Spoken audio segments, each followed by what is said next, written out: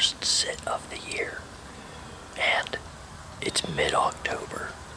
I think it's the 11th or 12th, something like that. This morning we had a big frost, so I wanted to hurry up and get in here in the morning. So I'm usually an evening sit guy. I don't like morning hunts. I just never seem to be successful in the morning. I don't see much in the morning. I don't know why. I'm ready to shoot a doe first thing that comes by, so that's what I'm doing. I'm not trying to shoot her. I'm not trying to hunt for a big buck.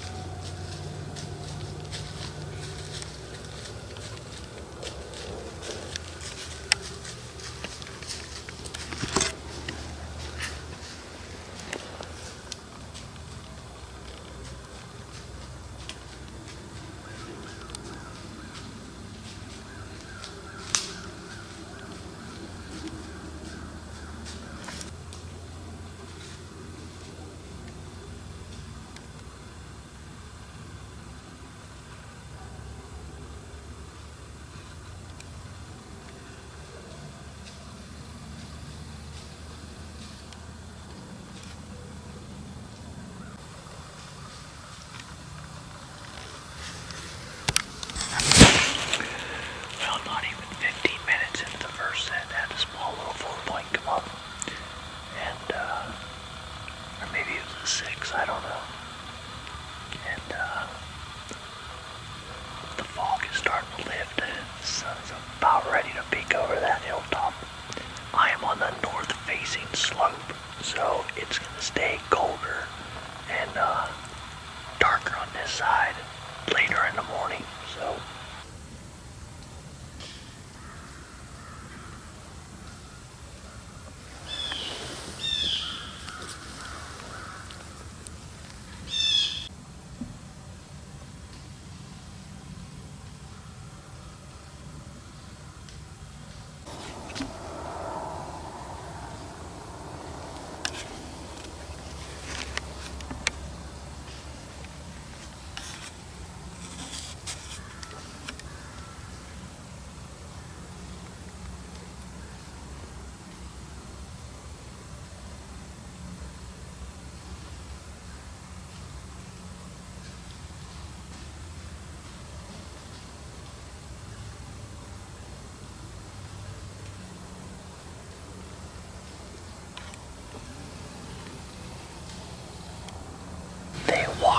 on the exact trail that I came in on, and I didn't walk in on a trail. I walked in this weird way so that I wasn't walking on a deer trail, and those deer, it was like they were following my set trail or something, and they got 40-50 yards from me and just started getting real skittish.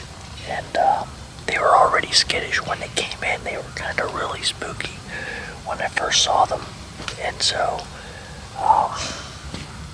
man, I thought they were going to come right up here too, but 6 deer, and I don't know if it would have worked out if they would have come up on this bench or not, but they kind of just went down and back down into the hollow. But it's so noisy right now with the squirrels and the acorns dropping. I'm constantly just looking 24/7 all around me because a deer could just show up right under my stand. I probably wouldn't even hear it. So. All right, November 3rd. This is the day. I always see lots of bucks in this first part of November, the very first few days, the first week especially. Last year I made it out for the first sit, November 2nd, and had the biggest buck I've ever seen walk past me at 40 yards. And so on this date, November 3rd, 2007, I killed my second best bow buck, made Pope and Young. That was like I said, a long time ago, and I'm already in my longest drought period. Last buck I killed, 2015.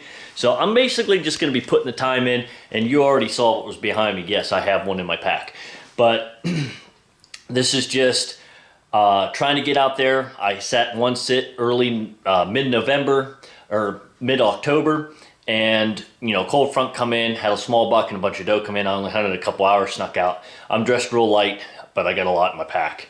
Gonna try to set up a trail camera on a scrape that just below my deer stand and sit from noon till dark, because I really don't have much time else to hunt. One of the common factors, the common denominator between a lot of these guys that are killing these big bucks, putting your time in. And I've talked to a lot of people, I'm putting my time in, and I have the opportunity to shoot the buck. That's one thing I don't have. So, you guys can watch a lot of these pro hunters, in the hunting industry that do this as a living, that try to get you to buy the products and all these different things to tell you how to kill the big buck. That's not me. I don't have that time to sit every day in a stand. So what do? It's you either find 1 or 2 days when a cold front moves in, October, the first or second day of the season, and then stay out until that first week of November. And then if you got 3 days, 2 days, try to put as much time into a whole day as you can. And that's what I did last year, came real close. So I'm gonna try that strategy again this year. The big one, the big buck, don't know where he's at. Hearing rumors, he's a mile over here. Hearing rumors, he's a mile over there. No confirmation, but there's a couple nice bucks running around. There's a big 10, there's a big 8. There's some stuff that should be showing up that I haven't seen on the trail cameras. I'm hoping the rut brings them in. And so you never know what's gonna show up this time of year. It's just putting your time in. And that's one thing I don't have, but I'm gonna try it anyways today. This is the only day I got. Already got a few things working for me right now. Very, very windy. Acorns are gonna kill me knocking off these trees. But super windy. I can sneak in not being so loud. And I love this cloud cover. Just kind of peeking in here with the sunlight now and then. But I feel like as soon as this wind dies down, them deer are gonna get up and start moving. But it's the rut. It can happen at any time, any day. So that scrape has been recently hit. Looks like maybe there's more than one scrape there, but a lot of these oak leaves are falling in the past few days, so, but it looks like it was just recently hit. So, right there.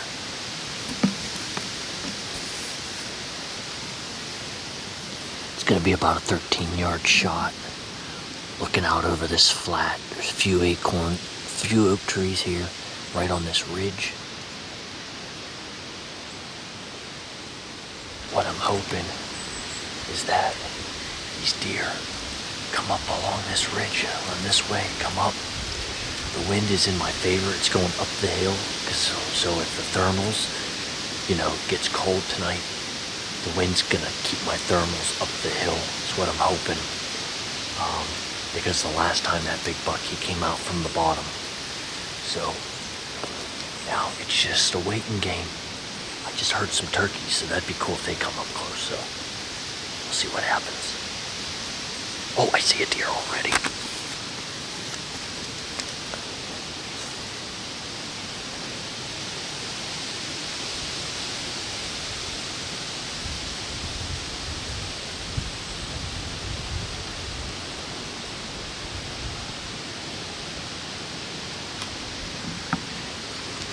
Did I say that I'm gonna shoot a doe?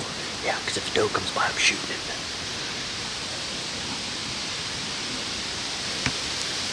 Here they come.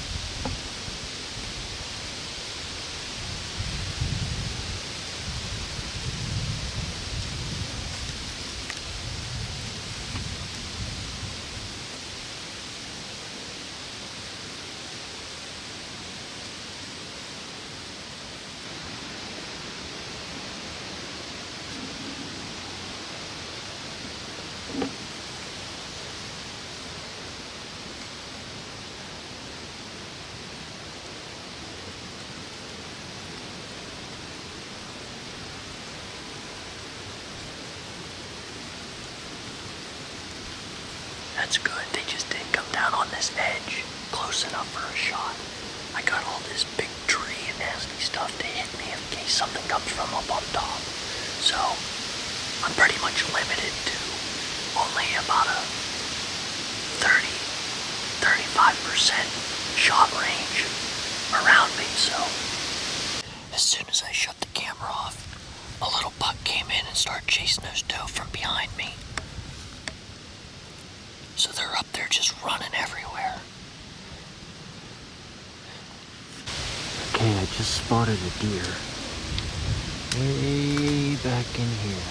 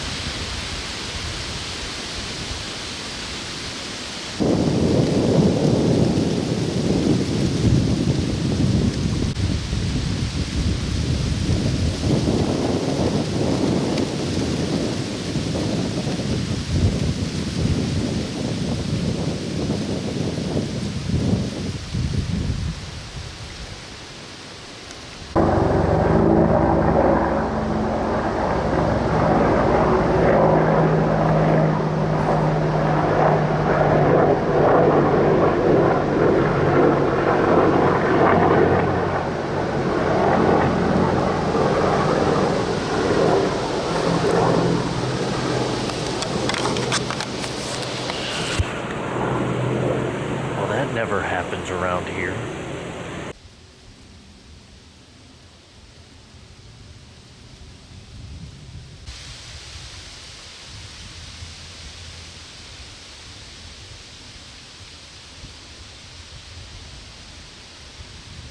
Turkeys are roosting in the trees.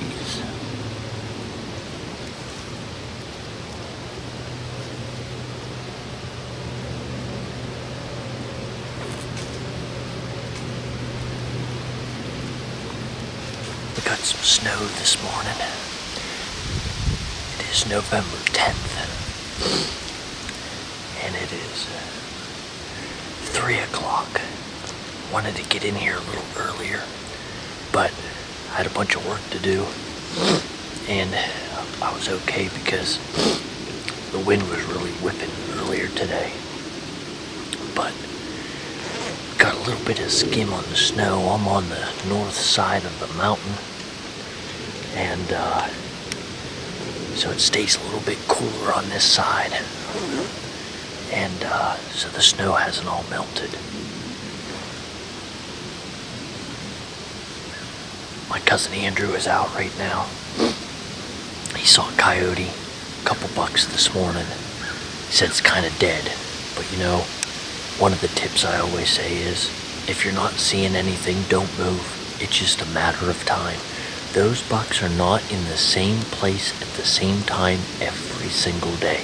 They're somewhere different, and you just gotta put your time into sitting and waiting for those deer to come by, and that's all it is.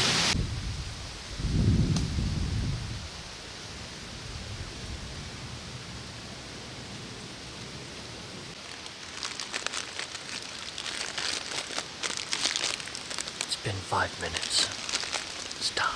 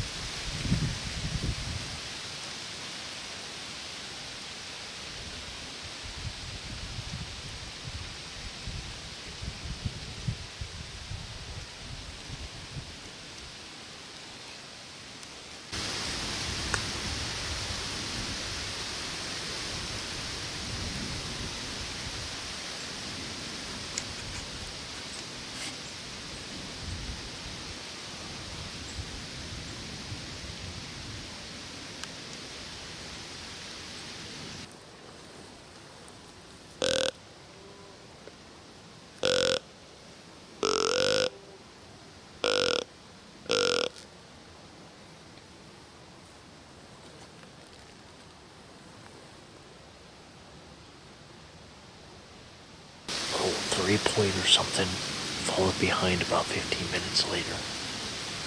But everything seems to be far away from me, nothing right up close. Alright, it's November 18th. It's my birthday, so that's how I know the date today. Middle of the week. Gonna try to get out and do a quick early morning hunt. Just don't have the weekends to hunt. And really losing confidence in my stand, only because I really just don't think that the ghost is coming by, at least not anytime soon. Getting rumors that he's alive. He's about 2 miles away. Gonna try to get some pictures, maybe, if it is him. But I just don't have any confidence. I set that stand specifically for him by a big scrape that he was hitting, and the scrape isn't as big as what it was. Some bucks are hitting it, but it's just not like it was last year. So I'm getting a lot of medium, good, 2-year-old or very weak 3-year-old bucks. Nothing super big that I'm really wanting to shoot. So I didn't set this for a doe stand kill either. But it's just putting your time in the stand. You never know what can happen. So I'll get back to you when I'm back in the stand and start seeing stuff.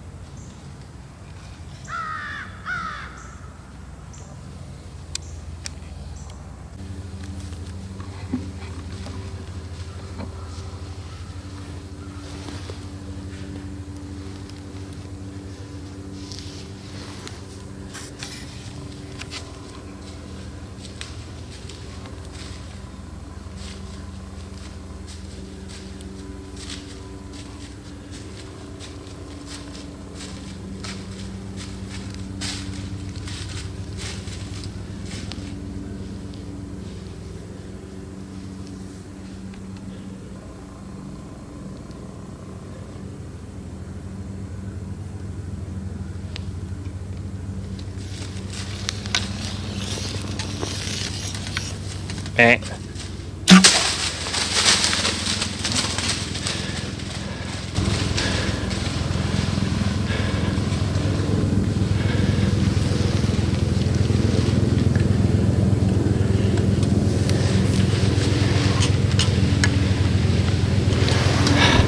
She just fell down right there.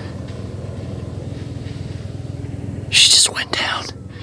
She just went down.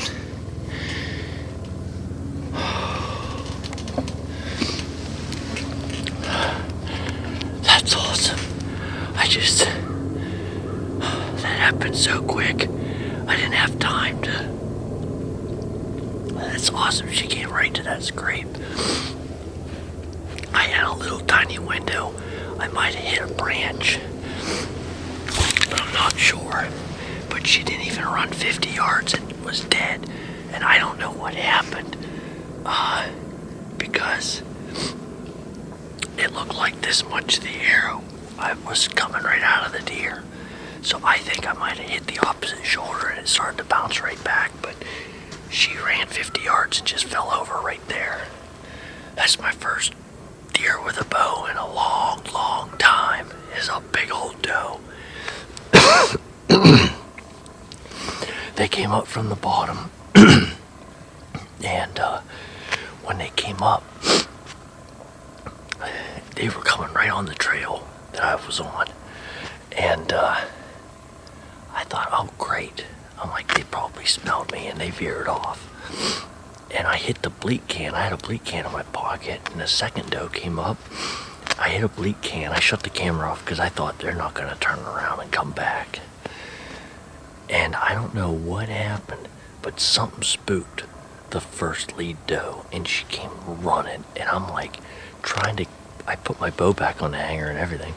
I'm trying to get the camera set up and everything. And she's like coming right at me. I thought, how am I supposed to draw? You know, I had this thing set up that the deer would come behind me, not right to me from in the front, because normally they don't come that way. And she's like looking right up at me and hitting that licking branch on that scrape.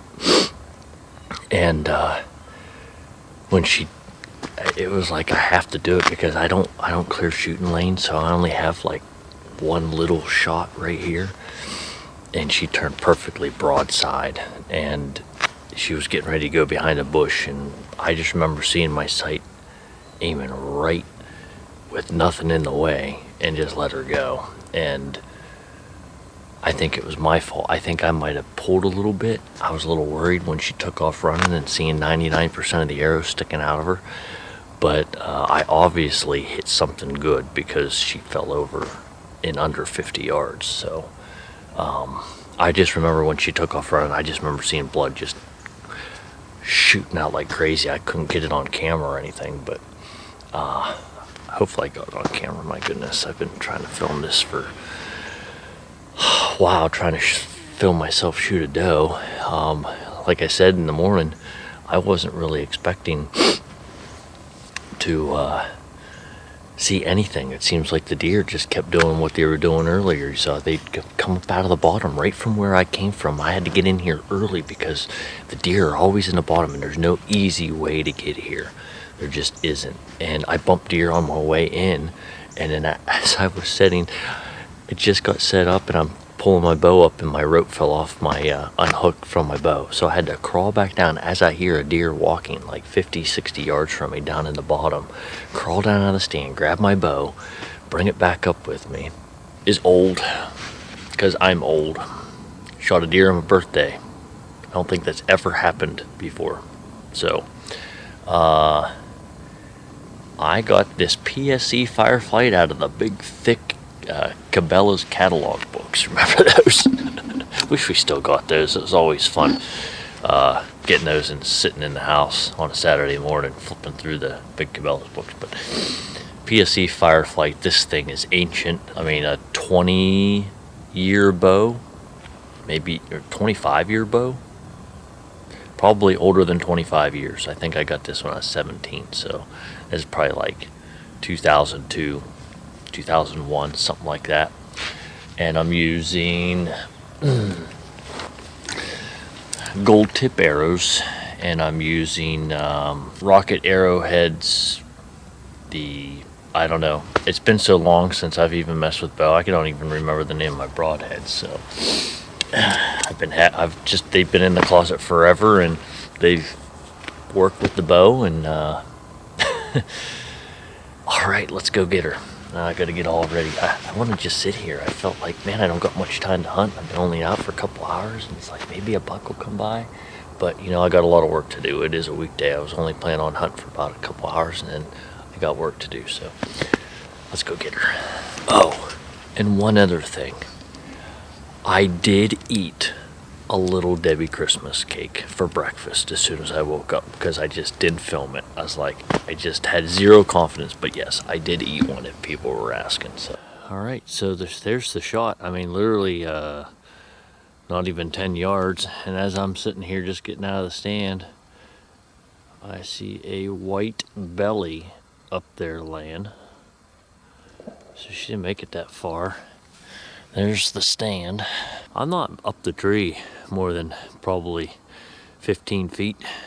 I'm not up very high, but I got those big trees in that Y to keep me from being skylined easily. And so they just think that I'm just part of the crack of the tree. And she was standing right here. You can see where she kicked up the dirt, because there is a second scrape right here, but it hasn't been hit. And she took off and was going to walk that way.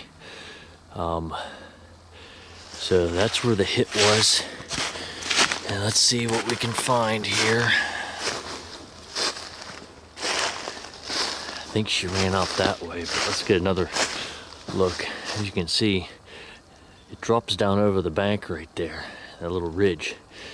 And so it looks like I'm kind of out in the open. I got that one little tree there to kind of hide me a little bit, but it drops down pretty quick down there. This is where the ghost buck came. He came right up here, hit this scrape, walked right along this ridge right out there, because I was in that hemlock tree, that lone hemlock tree, where I was at last year when I saw the ghost. Yeah, so there, she's really starting to pump her out right there. Hey, there's my arrow. Now, I don't know how much penetration I got, because it didn't look like I got a whole lot. It only looks like I got halfway of penetration. But like I said, I think I hit that opposite shoulder and it bounced back out. So she's laying right there. Right there's the stand. I don't think she knew what happened. I'm gonna say it's a clean double lung. That is a big doe. Oh my. Big old doe. Yeah, she stood here and kicked around right here, turned back and fell over. Oh yeah. High right above the shoulder. Well, there's the shot real quick, guys. It looks like it's almost too high, almost looks like a spine shot, but you know, she's sitting upright. But really the way I was angled down on her, I really think I double lunged her, hit the opposite shoulder, the arrow bounced straight back and come out. So that's pretty much what happened. And couldn't ask for a quicker kill. I mean, she was expired pretty quick after the shot, so.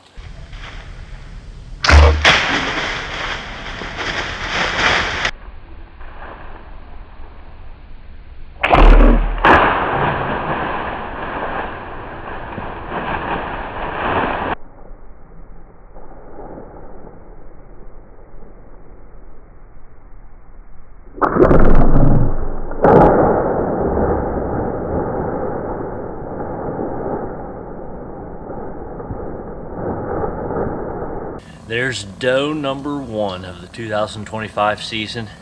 Got her with my bow. Big old floppy ear doe, exactly what I was wanting. Just want to thank God for providing today. You know, truly blessed, because I really haven't had the time to hunt, and the time that I have hunted, it's just been a few hours, maybe a week.